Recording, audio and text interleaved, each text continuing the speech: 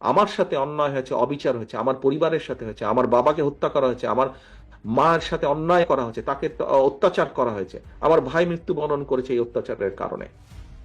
আজকে এর জবাব যদি আমাদেরকে দিতে হয়, এই অন্যায় অত্যাচারের, আপনাদের সাথে যে অন্যায় হয়েছে, আমাদের বহু নেতাকর্মী, বাবা মারা গিয়েছে, মা মারা গিয়েছে, স্বজন মারা গিয়েছে, হাত করা অবস্থায় তাকে জানাজা পড়তে বাধ্য করেছে, আমাদের বহু সহকর্মী মারা গেছে জেলখানার ভিতরে হাত করা পড়া অবস্থায়।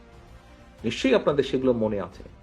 এখন আমরা যদি এই সকল অন্যায়ের, অবিচার, অত্যাচারের জবাব দিতে চাই, যদি জবাব দিতে হয়, তাহলে তারা যা করেছে সেভাবে করলে জবাব দেওয়া হবে না, তাহলে তাদের আর আমাদের মধ্যে কোনো পার্থক্য থাকলো না।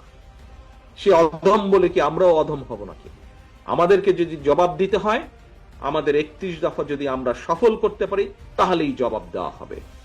দেশি এবং বিদেশি ষড়যন্ত্রকারী যারা,